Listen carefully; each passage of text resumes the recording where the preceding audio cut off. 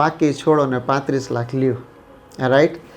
તો એ કેવી વસ્તુ છે તમે સમજી શકો એમ છો કે તમારી ફાકી 35 લાખ રૂપિયાની છે.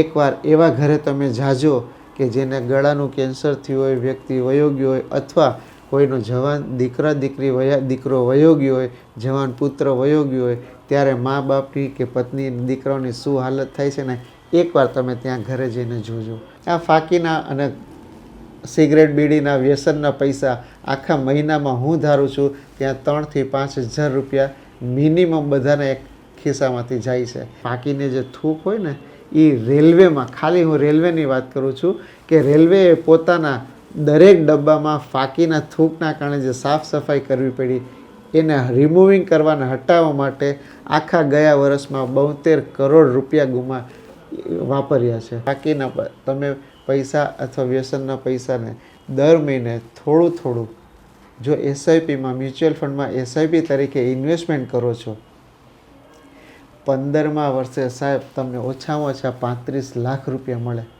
હાવડા બ્રિજમાં જેટલા પિલર છે દરેક પિલરની નીચે ફાકીને પિચકારીને પાનના જે થૂક હતા ને એ સાફ કરવા માટે એ લોકોને અઢળક 50 કરોડ રૂપિયા જેટલું એ લોકોને સાફ કરવામાં લાગ્યા. નમસ્કાર મિત્રો, ફરી હું એકવાર ધર્મેશ સોની ફાઇનાન્સ વિથ DRSમાં આપની સમક્ષ હાજર છું. આજે એક ખાસ ટોપિક કયો અથવા એક ખાસ વિષય વસ્તુ કયો એ વિશે આપણે વાતચીત કરવાની છે અને એ વિશે થોડીક આપણે ઊંડાણપૂર્વક થોડીક તો ચર્ચા કરશું કરીને, કેમ કે જ્યાં સુધી મેં હમણાં 4 કે 5 દિવસ પહેલાં એક પેપરમાં આર્ટિકલ વાંચ્યો એટલે મને એમ થયું કે આપણે આ ટોપિક ઉપર કંઈક વાત તો કરવી જોઈએ. હવે આ ટોપિકમાં તમે વિડીયો જોશો તો ઉપર જ ક્યાંક લખેલું છે કે ફાકી છોડો ને 35 લાખ લ્યો, રાઈટ. તો એ કેવી વસ્તુ છે તમે સમજી શકો એમ છો કે તમારી ફાકી 35 લાખ રૂપિયાની છે. એ કેવી રીતે? હવે હું તમને વિચાર કરું કે જેટલા પણ આપણા નવયુવાનો છે અથવા ખાસ કરીને આપણા સૌરાષ્ટ્રમાં જેટલું ફાકીનું ચલણ છે એટલું આખા ઇન્ડિયામાં ફાકીનું ચલણ ક્યાંય નથી. અને આ ગર્વ લેવા જેવી વાત છે કે થોડીક શરમજનક છે? શું લાગે છે તમને? તમને હું એક ડેટા થોડોક શેર કરવા માગું છું, પછી તમે મને કહેજો કે આ ગર્વ લેવા જેવી વાત છે કે શેર કરવા જેવી વાત છે. ફાકીના કારણે સૌથી વધારે મોઢાના કેન્સર થાય છે, બરાબર. બીજી વસ્તુ, તમને એમ થાય કે મને કાંઈ નથી થવાનું, પણ જેમ જેમ ફાકી તમે ખાતા જાઓ છો, મેં ઘણા વ્યક્તિઓને જોયા છે કે જે મોઢું ખોલીને સારી રીતે બોલી પણ નથી શકતા ખાલી ફાકીના અસરના કારણે. કેટલાય ફાકીવાળા એવા છે, આપણે એમ કહીએ કે ચાલો પાણીપુરી ખાવા જઈએ, કેટલાનું મોઢું પૂરેપૂરું ખુલે છે, સાહેબ કોઈ પાણીપુરી નથી ખાઈ શકતા. કેવી સરસ ડીશ છે પાણીપુરી, તમારે જોઈને મોઢામાં પાણી ન આવે? એ ફાકીવાળો બિચારો ખાઈ ન શકે. ભલે એના મોઢામાં પાણી આવતું હોય પણ એ પાણીપુરી ખાઈ શકે. તો આ વાત તો તમે એમ થયું કે સહેજ મજાકમાં છે, પાણીપુરી વિના ખાધા વિના આપણે ક્યાં રહી જવાના હતા, પણ આ તો એક જસ્ટ રમૂજ ખાતર મેં વાત કરેલી છે. તો આવી કેટલી વસ્તુ છે કે ફાકીના કારણે કેટલાય લોકોના જીવન ખરાબ થઈ ગયા છે, કેટલાય લોકોના જીવન બરબાદ થાય છે અને કેટલાય લોકો ફાકીના કેન્સર થાય છે અને કેન્સરના કારણે ગળાના કેન્સર થાય છે અને કેન્સરના કારણે આ જીવનને ત્યાગવું પડે છે. જીવનને ત્યાગીને એ તો વયા જાય છે, પણ પછી પાછળથી એમના પત્ની, એમની બેન, એમની દીકરીઓ, એમની માતા, એમના ફાધર, પિતા, એ બધાને જે રીતે રડતા મૂકીને જાય છે. કોઈ એકવાર એવા ઘરે તમે જાજો કે જેને ગળાનું કેન્સર થયું હોય, વ્યક્તિ વયો ગયો હોય, અથવા કોઈનો જવાન દીકરો વયો ગયો હોય, જવાન પુત્ર વયો ગયો હોય, ત્યારે મા બાપની કે પત્ની દીકરાઓની શું હાલત થાય છે ને, એકવાર તમે ત્યાં ઘરે જઈને જોજો. ત્યારે તમને ખ્યાલ આવશે કે એક ફાકીએ કે 2-4 સિગરેટે અથવા કોઈ પણ જાતના આવા ખરાબ વ્યસનના કારણે કેટલી બધી આપણે મોટી કિંમત ચૂકવવી પડી. એક આખું જીવન, એ જીવન કે જે બીજા ઘણા લોકોને નવજીવન દઈ શકતા હતા, નવા લોકોનું સર્જન કરી શકતા હતા, એ જીવન જે ઘણા બીજા લોકોને પણ પોતાના સારા કાર્યોને કારણે આગળ વધારી શકવાના હતા, એ જીવન કે જેના કારણે માની લો કોઈ વેપારી છે તો એ પોતે નથી તો એ વેપારી બીજા 5 જણને 5 ઘર ચલાવતો હતો એ નથી, એના કારણે કદાચ વેપાર બંધ થાય તો એ 5 ઘર વળી ક્યાંક ને ક્યાંક રજડી પડે, અથવા એ લોકોને વળી નવેસરથી કંઈક સ્ટ્રગલ કરવી પડે.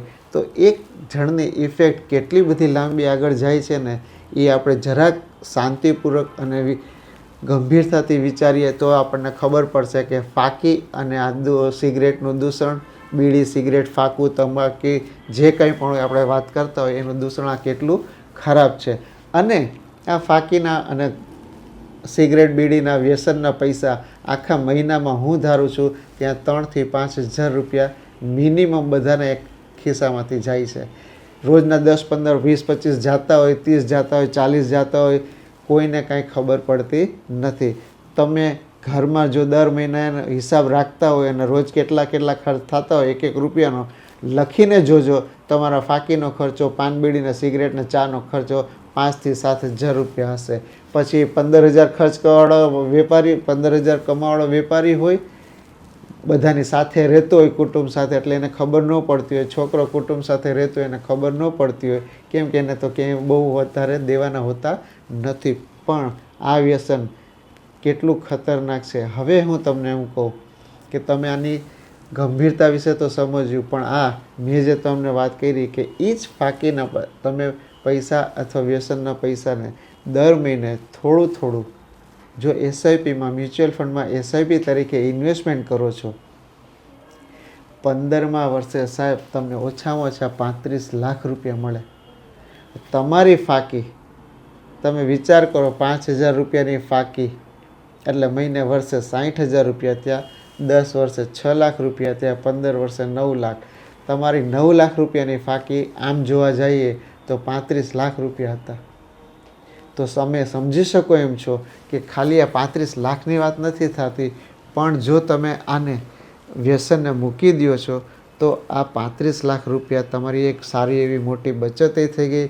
તમારું શરીરનું સ્વાસ્થ્ય પણ તમારું સારું રહ્યું, તમને એક નવી એનર્જી પણ આવશે, તમને સારા વિચારો પણ આવશે, અને એક કુટેવ છૂટી જશે. હવે ફાકીની એક તમને બીજી ગંભીરતા કહું. આપણે તો મોજ મજા ખાતર ફાકી ખાઈએ છીએ, જ્યાં ત્યાં થૂકી દઈએ છીએ, કાંઈ વાંધો નહીં, શું છે, થૂકી દીધું. હમણાં એક સરસ મજાનો ડેટા આવ્યો છે, તમને ખાલી કહું કે ફાકી સાફ કરવા માટે, ફાકીને જે થૂક હોય ને એ રેલવેમાં, ખાલી હું રેલવેની વાત કરું છું કે રેલવેએ પોતાના દરેક ડબ્બામાં ફાકીના થૂકના કારણે જે સાફ સફાઈ કરવી પડી એને રિમૂવિંગ કરવાના હટાવવા માટે આખા ગયા વર્ષમાં 72 કરોડ રૂપિયા વાપર્યા છે. હવે તમે સમજી શકો છો, તમારા ફાકીના 2 કે 3 થૂકની પિચકારી એવી જ રીતે બધાને મળીને એક રેલવેને એક જગ્યાએ 72 કરોડ રૂપિયા ખર્ચ થયો છે, અને આખા ઇન્ડિયામાં ટોટલ લગભગ 1,200 કરોડ રૂપિયા ફાકીમાં ખાલી ફાકીની પિચકારી સાફ કરવા માટે ગયા છે. તમે સમજી શકો છો કે આપણે કેવડું મોટું દૂષણને પોષી રહ્યા છીએ, અને આ કેવડો મોટો ખર્ચો છે. તમારી 20 રૂપિયાની ફાકી અથવા 50 રૂપિયાની ફાકી એક કેવડા મોટા ખર્ચા તરફ દોરી જાય છે સરકારને. તમને એક બીજી બહુ મહત્ત્વની અને સારી વાત કહું. આટલા વર્ષોથી હાવડા પુલ, કલકત્તાનો હાવડા પુલ બન્યો એને 150થી વધારે વર્ષ થવા આવ્યા છે. ક્યારેય ક્યાંય જંગ નથી લાગ્યો, ક્યારેય એને સાફ સફાઈમાં તકલીફ નથી થઈ. સાહેબ ગયા વર્ષે એ લોકોએ સર્વે કર્યો, હાવડા બ્રિજમાં જેટલા પિલર છે દરેક પિલરની નીચે ફાકીને પિચકારીને પાનના જે થૂક હતા ને એ સાફ કરવા માટે એ લોકોને અઢળક 50 કરોડ રૂપિયા જેટલું એ લોકોને સાફ કરવામાં લાગ્યા. અને એને શું કર્યું ખબર છે? એમ કીધું કે 150 આ પોતાના હાવડા બ્રિજની જિંદગીમાં પહેલી વાર પિલરમાં કાટ લાગ્યો છે, અને પિલર થોડા ખરાબ થવા લાગ્યા છે, એમાં થોડોક જંગ લાગવાનું શરૂ થઈ ગયું છે. તમે વિચારો એક ફાકી શું કરી શકે છે? ફાકી તમે કરો એટલે એમાં તેજાબનું સર્જન થાય છે, અને એ તેજાબ તમે લોઢામાં જાય તો એક લોઢાને ખરાબ કરી શકે છે. તો હવે તમે વિચાર કરો, એ ફાકીનો રસ તમારા શરીરમાં જે ખૂબ જ નાજુક છે, ખૂબ જ કુમળું છે, અને એની અસર તાત્કાલિક થાય છે, તો એ તમારા આખા શરીરમાં કેટલી ભયંકર એની તકલીફ થતી હશે અને એની કેવી અસર થતી હશે. તો આ મારો કહેવાનો અર્થ ખાલી એક ફાકીની ગંભીરતાનો અર્થ છે, મોજ મજાનો નથી. મોજ મજા અને મનને પ્રસન્ન રાખવાના ઘણા બીજા કારણો હોઈ શકે છે, ઘણી બધી બીજી વાતો હોઈ શકે છે.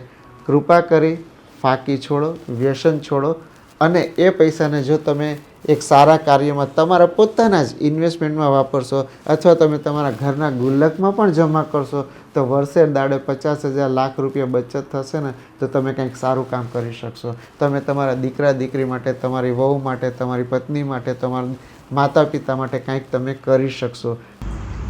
વિચાર કરજો, ગંભીરતાપૂર્વક લેજો કે એક વ્યસન મૂકવાથી કેટલી બધા ફાયદા તમને થશે.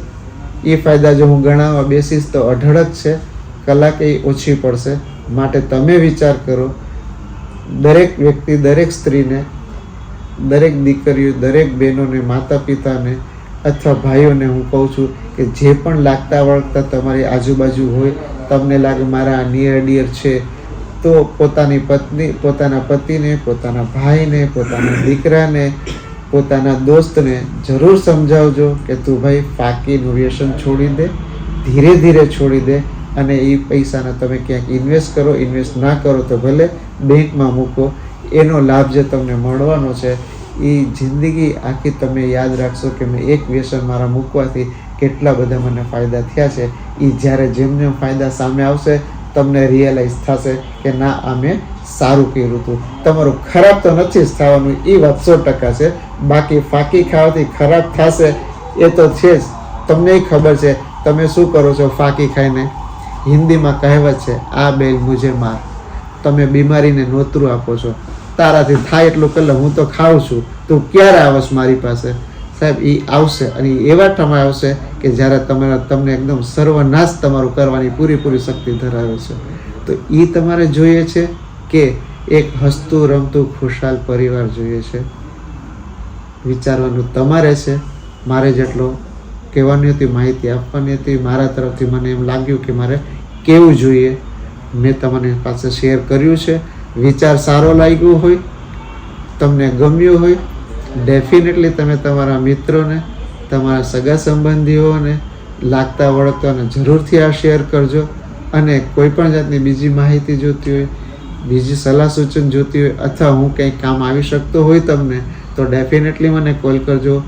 Again I am happy to help you. હું ખુશ થઈશ કે કોઈક મારા કારણે એક બે જણાએ પણ જો ફાંકી મૂકી દેશે ને તો હું મારા જીવનને જરૂરથી ધન્ય સમજીશ. હવે બીજું હું તમને ખાસ કહીશ, ખાસ બહેનો માટે, દરેક બહેનોને મારી નમ્ર વિનંતી છે. ભલે આ મારો એક સામાજિક ઉદ્દેશ્ય છે અને મને એમ લાગે છે કે આ મારે એક સામાજિક કામ પણ કરવું જોઈએ, તો દરેક બહેનને હું નમ્ર વિનંતી કરીશ કે તેઓ પોતાના પતિઓને, પોતાના ભાઈઓને જરૂરથી ફાંકી છોડાવવાનું અને વ્યસન મુક્તિની વાત કરે અને એને છોડાવે. શું કામ? આનાથી ઘર જો ફાંકી મૂકી દેશે તો ડેફિનેટલી એક ઘરનું સર્જન થશે, એક સારા સુખી ઘરનું સર્જન થશે. અધરવાઇઝ જો ફાંકી રહેશે તો એક આખા પરિવારને નેસ્તાનાબૂદ થતા, પરિવારને ખરાબ થતા, પરિવારને ગંભીર સમસ્યા તરફ લઈ જતા કોઈ નહીં રોકી શકે. એટલે બહેનોને પણ નમ્ર વિનંતી કે તેઓ લાગતા વળગતા લોકોને, પોતાના જાણીતાને, પોતાના નિયર ડિયરને આ સંદેશો પહોંચાડે. ફરી એકવાર નમસ્તે મિત્રો.